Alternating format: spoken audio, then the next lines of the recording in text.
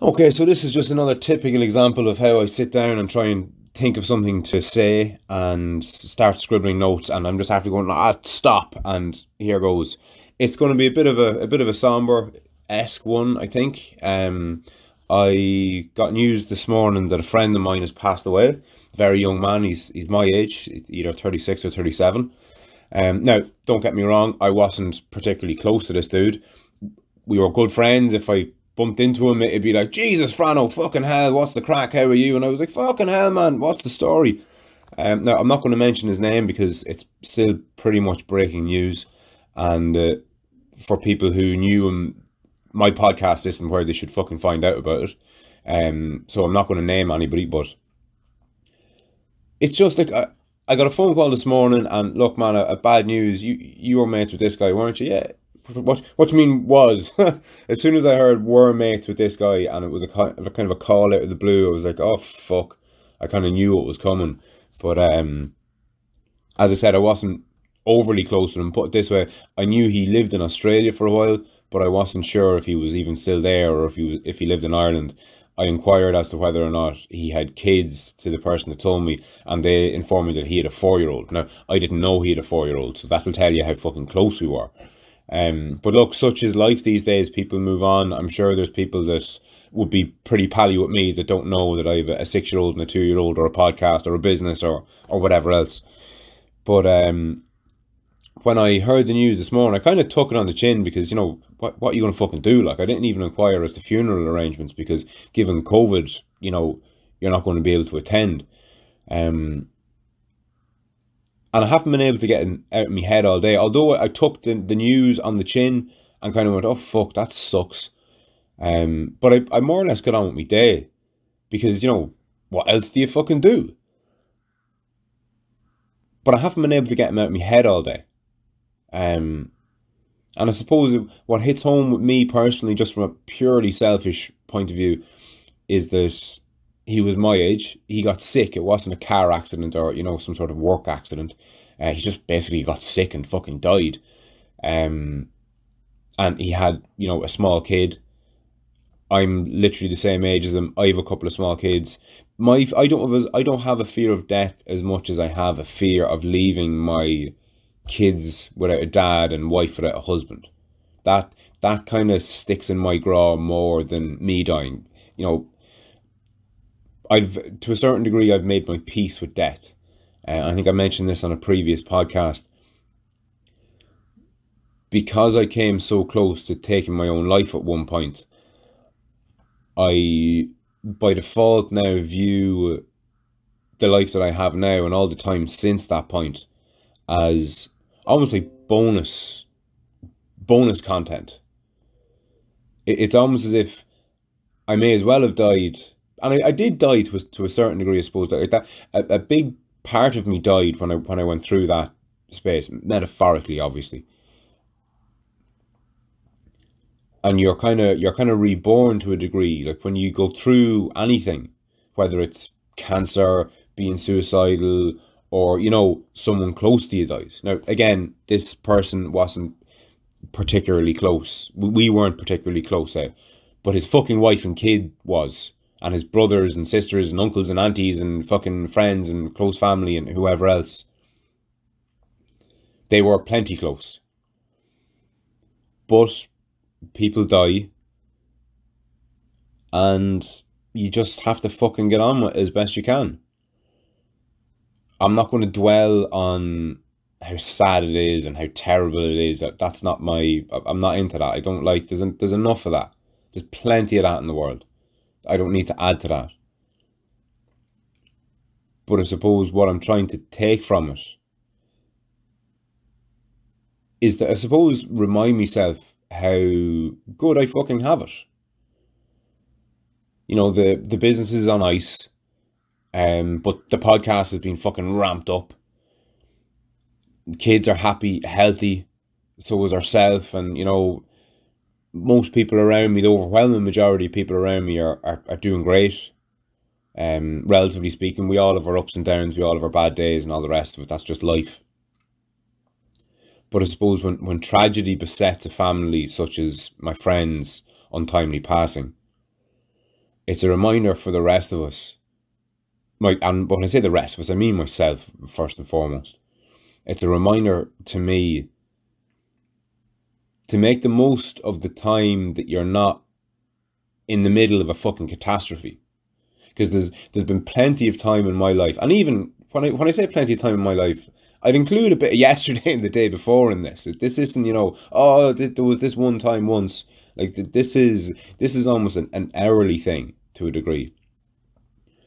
Nothing's really wrong. We're not in the middle of any kind of catastrophe. Things are kind of normal.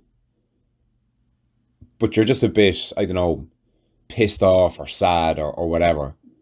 And don't get me wrong, it's a perfectly natural feeling, but it's times like this when if I regret anything, it's the times I spent complaining that I was bored and that kind of stuff. Do you know what I mean? Complaining about, fucking lockdown, I can't go anywhere or do anything. Like, don't get me wrong, we're all entitled to our little gripes, and I wouldn't take that away from me or anybody else. But my friend's passing, it's just a big fucking slap in the face, a big wake-up call. It's like, that could just so easily have been fucking either me or, someone who was really close to me, or that I was really close to. These things can fucking come and strike us down, and it's just, when it happens, to me at least, it's a reminder to get your fucking shit together. Have your bad days by all means, but try and catch yourself when you're pissing and moaning about trivial shit. And I suppose what I'm striving to do here with the whole podcast and the whole off the lead thing, I suppose, is to help me live a better life, essentially. Because I don't think it's feasible to think that when you're in a pissy humour, or you're bored, or you're pissing and moaning about trivial shit, I don't think it's feasible to think that in future, I'm just going to remind me of all the people who have it so much worse off than me, and I'm just going to buck up. I don't think that's likely or advisable. But what is advisable is to do what you can to map out a bit of a path for yourself. And what I mean by that is, I suppose, again, I can only speak for myself. And at this current moment in my life, I'm on top of things. I haven't always been by any stretch of the imagination, but I'm on top of things. I have several irons in several fires, and I'm on a good trajectory. And that's what it's all about. To me, I think you'll often hear cliched stuff like, it's not about the destination, it's about the journey. And look, agreed. But a much better way of viewing that, I think, is in relation to your trajectory. What's your trajectory like? If I continue doing what I'm doing and what I have been doing, are things going to get worse or better? And I think it's a lot easier to have better days when you're on a good trajectory. And the longer that you can maintain that trajectory, the better your average day becomes. And that's what it all boils down to. It's your quality of life over time. It's not how you feel on one day or how you feel another day. It's an average feeling. That's the most important thing. I remember having this idea before for an app, and it was a kind of a suicide awareness or suicide prevention app. The idea being that, or maybe just a depression awareness app or some such. It's ill defined, but let me just fumble around and try and explain it as best I can. The idea was that you'd have an app on your phone, and every day or multiple times a day, or maybe just whenever you thought about it, whatever, let's say pick fucking breakfast, lunch and dinner, right? 3 recurring times throughout your day. And the idea is you pick up your app and there's a rating of 0 to 10, and you just basically put in, like, 0 being you're fucking suicidal, 10 being it's the happiest day of your life, 5 is, just tipping along, nothing good, nothing bad, normal, for want of a better term. And you're to rate your feeling. So Like today's a bad example, but let's say pick yesterday. I probably had a 7 yesterday. Today was probably a 4, given the news that I got. Maybe even a 3. But given that 0 was suicidal, 4 is probably plenty. And given the spectrum of human experience, a rating out of 20 is probably better, with 10 being the average, 0 being suicidal, because there's more steps than 5 between being suicidal and being normal. Do you know that kind of way? So maybe rate it out of 20. Again, it's ill defined, but you get the sentiment. But the idea is that 3 times a day you log in and you just click, and for the most part, for most of us, it'll be 5 every day. And if it's 5 every day, there's no real need to continue it. But if you're up and down a bit, okay, if you're, let's say it's out of 20, if you're 5s, if you're recurring regular 5 out of 20 for your mood, again, if it's just, a day, it's fine. If it's 2 days, it's grand. But if your average over the month is 5, maybe a message gets sent to someone. A generic message, your mate Frano has just logged an average of 5 out of 20 for the last 30 days, given his previous difficulties with his emotional and or mental health, or whatever way you want to phrase it. Maybe check in on him. Now again, the app I don't think I mentioned was I think geared towards people who had, I don't know, maybe the odd depressive episode, or it's not for everybody. This would be for anybody suffering, say. And that was basically essentially it. It's not rocket science.